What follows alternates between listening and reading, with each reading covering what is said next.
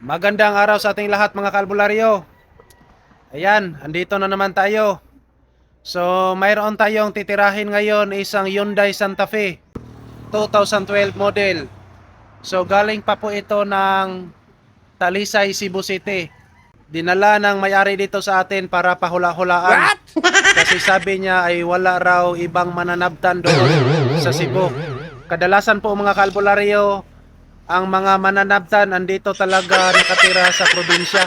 So ang ginawa na lang niya, dinala niya dito sa atin. Ayan o. Wow! Ang issue lang po nito mga kalbularyo ay sobrang mahina ang makina. Kumbaga yung RPM niya ay hindi raw lalagpas ng 3,000 RPM. Nang pinasilip na niya sa ibang mekaniko ay ang sabi ng mekaniko ay may problema raw ang turbo nito. So ngayon titingnan natin kung may problema ba talaga ang turbo. Alright, here we go. So ngayon po mga kalbularyo ay try nating paandarin ang makina. Ignition on. Engine start. Ayan. So sa nakikita natin ngayon mga kalbularyo ay naka-check engine light. Lumalabas yung check engine light.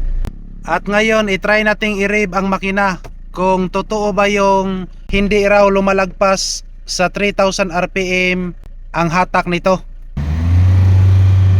So ayan po mga kalbularyo, 3,000 RPM lang talaga, hindi na siya lumalagpas pa sa 3,000 RPM.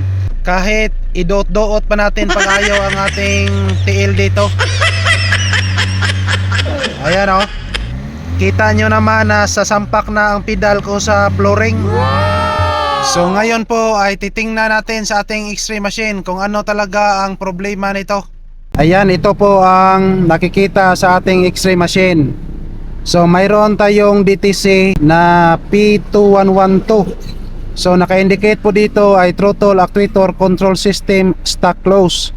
So ibig po niyan sabihin mga kalbularyo ay hindi gumagalaw ang choke plate natin. Pero titingnan natin yung relay at saka yung mga wiring system kung nasa wasto ba ang supply voltage in.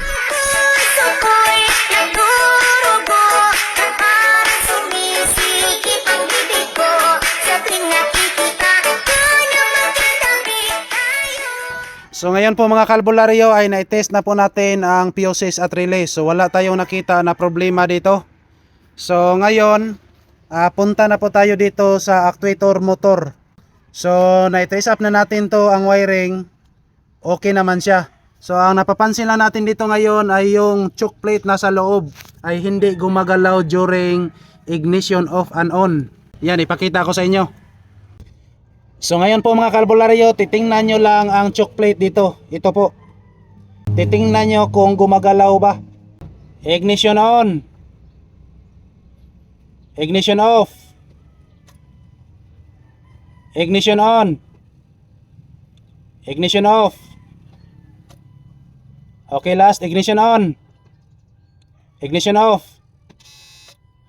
So kita nyo ngayon mga kalbularyo ay hindi gumagalaw ang ating choke plate.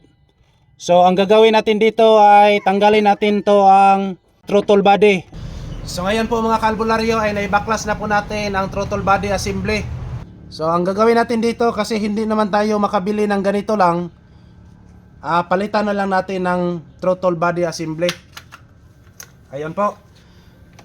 So ito na po ang bago. So brand new po ito mga kalbularyo at titingnan natin. Ayan, naikabit na natin ang throttle body assembly. So ngayon titingnan natin ang choke plate kung gumagalaw na ba during ignition on at during ignition off. So ayan po. Okay, ignition on. Ignition off. So ayan po mga kalbularyo, kita nyo na gumagalaw na. So ngayon po mga kalbularyo ay naikabit na po natin ang bagong throttle body assembly. Andarin natin ang makina at titingnan natin yung sa panel board kung lumalabas pa ba ang check engine light. Okay, here we go.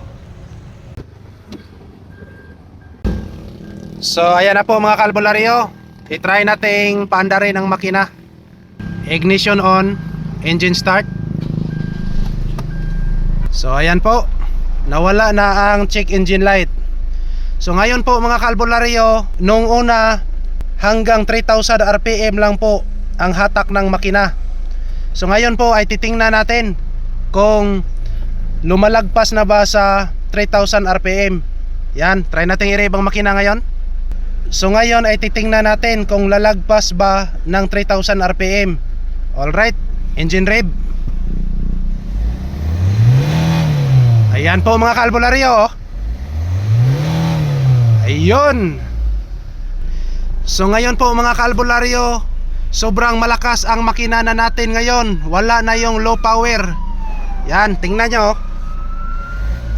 Yan. Konting apak lang ng accelerator mga kaalbularyo. Yan, oh. Yan. So ngayon po ay declared problem solved. Maraming salamat sa inyong walang sawang panonood. As always, to God be all the glory. Maraming salamat po. Thank you. Babo, babo, babo.